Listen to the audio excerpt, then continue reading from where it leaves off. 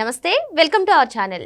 ఇదేం రాక్షస మనస్తత్వం జగన్ అంటూ లోకేష్ చేసినటువంటి ట్వీట్కి వైఎస్ఆర్సీపీ అధికారిక హ్యాండిల్ నుంచి రిప్లై ఇచ్చింది. మరి నీ చరిత్ర, నీ తండ్రి చంద్రబాబు చరిత్ర ప్రజలకు తెలియదనుకుంటున్నావా అంటూ వైఎస్ఆర్సీపీలో అధికారిక హ్యాండిల్లో చేసినటువంటి ట్వీట్ని ఎలా చూడాలి తెలుసుకునే ప్రయత్నం చేద్దాం. దీన్ని విశ్లేషించేందుకు మనతో పాటుగా ఉన్నారు తెలుగుదేశం పార్టీ అధికార ప్రతినిధి సూర్యదేవర లత గారు. నమస్తే మేడం. నమస్తే మేడం, ఆల్రెడీ మనం లోకేష్ గారు చేసినటువంటి ట్వీట్ గురించి నిన్న మాట్లాడుకున్నాం. మళ్ళీ లోకేష్ గారి ట్వీట్ పైన వైసీపీ అధికారిక హ్యాండిల్లో వచ్చినటువంటి ట్వీట్ని ఎలా చూడాలంటారు? లోకేష్, నీ చరిత్ర, మీ నాన్న చంద్రబాబు చరిత్ర ప్రజలకు తెలియదు అనుకుంటున్నావా? మీ మేనత్తలు ఎవరో నీకు తెలుసా? ఏ రోజైనా ఇంటికి పిలిచి పట్టెడు అన్నం పెట్టావా? ఏ రోజైనా ఇంటికి పిలిచి ఒక జత బట్టలు పెట్టావా? వారి యోగక్షేమాల గురించి ఏమైనా ఆరా తీసావా? మీ బాబాయ్ రామూర్తి నాయుడు ఎందుకు గొలుసులతో కట్టేశారు? మీ నానమ్మ చనిపోతే మీ నాన్న ఎందుకు తలకొరివి కూడా పెట్టలేదు? లోకేష్, నువ్వు ఒకటి అంటే మేము 10 అనగలం. ఇకపై అయినా ఒళ్ళు దగ్గర పెట్టుకుని మాట్లాడు. ఈ ట్వీట్ని ఎలా చూడాలంటారు? జగన్మోహన్ రెడ్డికి ఎట్లా ఉందంటే ఏదో ఒకటి ఎతికి అవతలాల మీద బురద చల్లాలి అనే ఒక ఆలోచనతోనే ఉన్నాడే కానీ ఎక్కడ దాన్ని మాట్లాడేది మనం ఏది కరెక్టో నిజం అనేది కూడా ఆయనకి తెలియట్లేదు. అంటే ఇక్కడ ఒక మాట బాబు గారు ఏదైతే తలకొరువు పెట్టలేదు అని మాట్లాడిన మాట ఎంత అవాస్తవం. ఎందుకంటే ఎప్పుడు కూడా సాంప్రదాయం, హిందూ సాంప్రదాయం ప్రకారం అయితే చిన్న కొడుకు తల్లికి తలకొరువు పెడతారనేది మామూలుగా ఎప్పుడు అది జరుగుతున్న సాంప్రదాయం. కానీ ఇక్కడ ఏ విధంగా పెద్ద కొడుకు అవుతారు, నారా చంద్రబాబు నాయుడు గారు పెద్ద కొడుకు అవుతారు. కానీ చిన్న కొడుకు పెట్టాల్సిన చోట పెద్ద కొడుకు పెట్టలేదని చెప్పి వీళ్ళ సాంప్రదాయాలను మారుస్తారా? అది ఎంతవరకు కరెక్టు? వీళ్ళకి ఇప్పుడు వాళ్ళకి తెలియదు హిందూ మతంలో ఎలాంటి సంప్రదాయాలు ఉంటాయి ఏంటనేది జగన్మోహన్ రెడ్డి గారికి తెలియదు. ఇంకా ఆ బ్యాచ్కి కూడా తెలియదా? ఏదంటే అది మాట్లాడేసేయటమైనా. ఇంకొక విషయం, ఇక్కడ వాళ్ళకి కళ్ళు ఉన్నాయో లేవో, ఉండి లేకుండా మాట్లాడుతున్నారో కూడా మనకు అర్థం కావట్లా.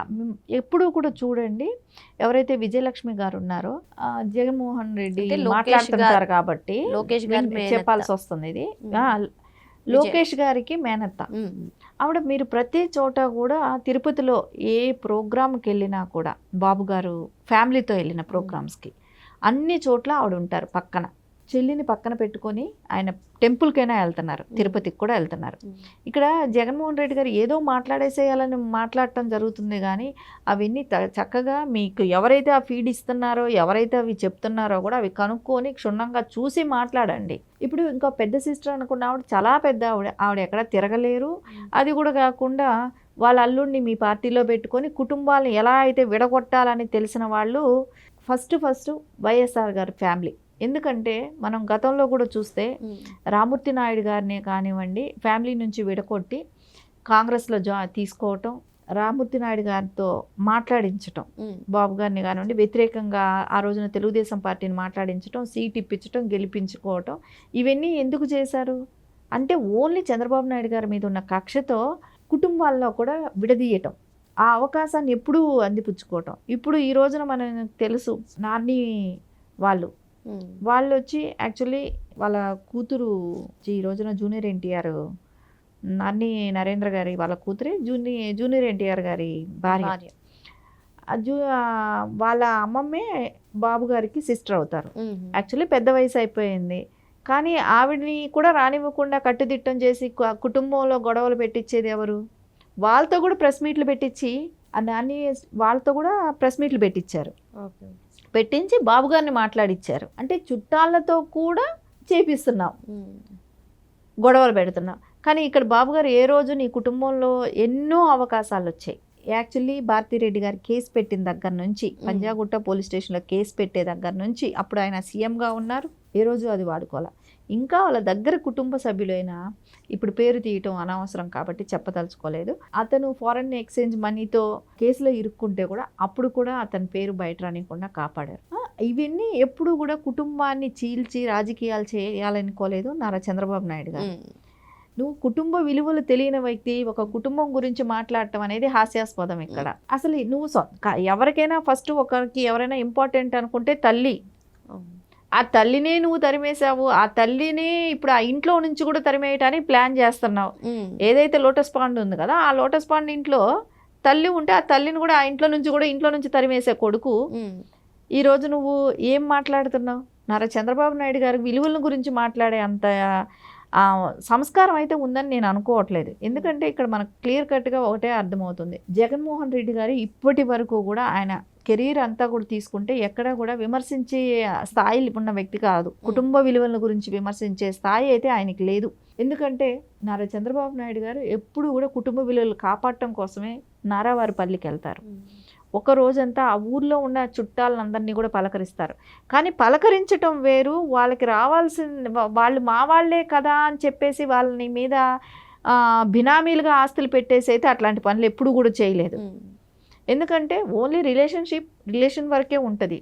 అంతేగాని వాళ్ళని తీసుకొచ్చి పొలిటికల్గా ఆయనకు అండగా వాడుకోవటమో, రేపు పొద్దున వాళ్ళ మీద కేసులు. జగన్మోహన్ రెడ్డి గారి నైజం ఎలాంటిదంటే ఆయన అందరినీ వాడుకుంటారు. ఎంతవరకు ఆయనకు ఒక లిమిట్స్ ఉన్నాయి, ఓన్లీ వాళ్ళని వాడుకోవటం వరకే. కానీ కలిసి ఒక ఫెస్టివల్స్ చేసుకోవటమో, కలిసి ఒక గెట్ టుగెదర్గా కలవటం అలాంటివి ఎక్కడా కూడా కనపడవు. కానీ నారావారి కుటుంబంలో కనపడుతుంది కదా అది ఎప్పుడు. నీకును వాళ్ళకి కంపారిజన్ ఎక్కడుంది? జగన్మోహన్ రెడ్డి గారు ఇప్పుడు మీరు ఇద్దరూ కూడా ప్రజలు మాట్లాడుకోదగ్గ వ్యక్తులే. ఒకటి ప్లస్లో మాట్లాడుకుంటాం, ఒకటి మైనస్లో మాట్లాడతాం. జగన్మోహన్ రెడ్డి గారు ఆడ మైనసే ఎక్కువ కనపడుతుంది. నీవు ఫ్యామిలీ విలువలు లేని వ్యక్తిగా నువ్వే ఎక్కువ కనపడుతున్నావు. ఎక్కువేంటి అసలు లేవు, ఫ్యామిలీ విలువలే లేవు. మీరు నారా చంద్రబాబు నాయుడు గారినే కానివ్వండి, లోకేష్ గారినే కానివ్వండి అనే స్థాయి అయితే కాదు. వాళ్ళని చూడండి, చక్కగా ప్రతి ఫెస్టివల్లే కావచ్చు, ఎక్కడ ఏ ఫంక్షన్ జరిగినా అంత కుటుంబ సభ్యులందరూ ఉంటారు, అందరూ కలిసే చేసుకుంటారు. అలా ప్రతి సంవత్సరంలో 3 రోజులు నారావారిపల్లిలో ఉంటూ ఆయన ప్రతి వాళ్ళని పలకరిస్తూ, చదువుకున్న వాళ్ళ దగ్గర నుంచి చుట్టాల దగ్గర నుంచి అందరూ కలిసి ఒకే చోట పండగ చేసుకోవటం కానివ్వండి, ఇవన్నీ చూస్తూనే ఉన్నాం. అలాంటి వ్యక్తి నువ్వు వాళ్ళ కుటుంబం గురించి మాట్లాడే స్థాయి లేదనుకుంటున్నా. ప్రజలందరూ కూడా ఇది విన్నారంటే ఆశ్చర్యపోతారు. ఇప్పుడు మా గురించి కుటుంబ విలువలని గురించి మాట్లాడకండి అని అంటే మాట్లాడతారు, మాట్లాడకూడదు అనేది రూల్ ఏం లేదు. ఇప్పుడు ఒక రోల్ మోడల్గా ఉన్న వ్యక్తి కుటుంబ విలువల గురించి ఎవరైనా మాట్లాడతారు. ఇప్పుడు జగన్మోహన్ రెడ్డి గారి కుటుంబం గురించి మాట్లాడకండి అని అంబాటి రాంబాబు అన్నారని అంటే అది తప్పెట్లా అవుతుంది? మాట్లాడతారు, క్వశ్చన్ చేస్తారు. ఇది పబ్లిక్లో ఉన్నాం, పబ్లిక్ లైఫ్లోకి వచ్చినప్పుడు నువ్వు తప్పు చేస్తే తప్పు అని ఖండిస్తారు. నీ తల్లిని నువ్వు చూడట్లేదంటారు, నీ చెల్లిని నువ్వు చూడట్లేదంటారు, నీ వాళ్ళ మీద కేసులు వేస్తున్నావంటారు, వాళ్ళ ఇంట్లో నుంచి తరిమేయటానికి ప్రయత్నిస్తున్నావని అంటారు, అన్నీ చెప్తారు. అది నిజం కాబట్టి చెప్తారు, అక్కడ జరుగుతున్నవి కళ్ళకు కనపడుతున్నాయి కాబట్టి చెప్తారు. నువ్వు అది చెయ్యలేదని చెప్పగలుగుతున్నావా? నేను నా తల్లిని బాగా చూసుకుంటున్నానని నువ్వు చెప్పగలుగుతున్నావా? నా తల్లి మీద నేను కేసులే లేదని నువ్వు చెప్పుకోగలుగుతున్నావా? కానీ అది చేయట్లేదు కదా. అది కాకుండా ఆ రోజు నాన్నమ్మకి ఏమైందంటే నాన్నమ్మకి జరిగింది ఏంటి లోకేష్ గారికైనా తెలుస్తుంది, ఎవరికైనా తెలిసే విషయం ఏంటి? చిన్న కొడుకు తల్లికి తొలకరువు పెట్టాలి, అది హిందూ సాంప్రదాయం వస్తుంది. నువ్వు మార్చి నారా చంద్రబాబు నాయుడు గారిని విమర్శించాలి కాబట్టి ఆయన పేరు అక్కడ వాడటం అనేది కరెక్ట్ కాదు. ఇవన్నీ విలువలు తెలిసిన వ్యక్తి మాట్లాడితే బాగుంటుంది. విలువలు తెలియని వ్యక్తులతో మాట్లాడిస్తే ఈ రోజున జగన్మోహన్ రెడ్డికి ఎవరి స్క్రిప్ట్ ఇస్తున్నారో ఏమో తెలియదు, కానీ ఇంకా అదే స్క్రిప్ట్ ఫాలో అవుతున్నట్టే కనపడుతుంది. ముందు ఆయన విలువలు కాపాడుకొని తర్వాత ఇంకో పార్టీని గురించి మాట్లాడమనండి. ఆయన ఫ్యామిలీని ఆయన చూసుకోవాలి ఫస్ట్. అది నేను కాదు, ఇంకా ప్రజలు ఎంతోమంది మాట్లాడతారు. మీడియాలో మాట్లాడే వాళ్ళు చాలా తక్కువ, ట్వీట్ చేసే వాళ్ళు చాలా తక్కువ %. కానీ జనాల్లో నిత్యం నానుతుంది కదా మాటలు. ఒక చిన్నాన్న చంపేస్తే ఇప్పటి వరకు దిక్కు దివానం లేదు, అసలు ఏమైందో ఆ కేసు తెలియదు. అది ఫ్యామిలీ జగన్మోహన్ రెడ్డి గారిది. నువ్వు ఈరోజు అలా మాట్లాడే లోకేష్ గారిని అనే స్థాయి ఎక్కడుందండి?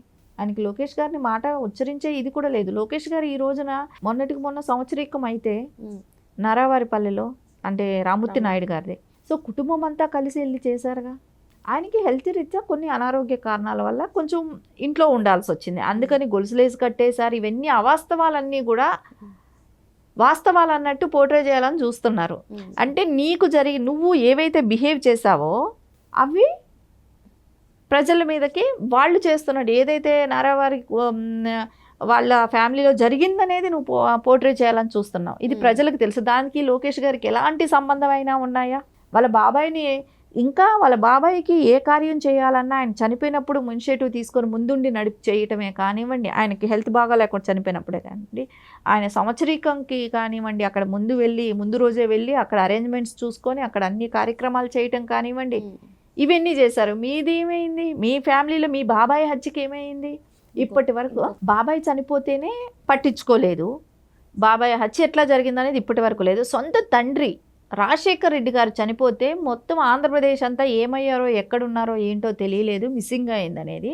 ఒక చోట పావరాల గుట్టలో అక్కడ ఆచూకీ దొరికిందే అని చెప్పినప్పుడు అక్కడికి వెళ్ళాలనే ఫీలింగ్ కూడా నీకు లేకుండా నువ్వు సంతకాల సేకరణ చేశావు. మీరా విమర్శించేది? సో ఎవరిని ఎవరు మాట్లాడుతున్నారు, ఏం మాట్లాడుతున్నారు అని ఆలోచించి మాట్లాడితే మంచిగా ఉంటుంది. మరో అంశంతో మళ్ళీ కలుద్దాం. Thank you madam.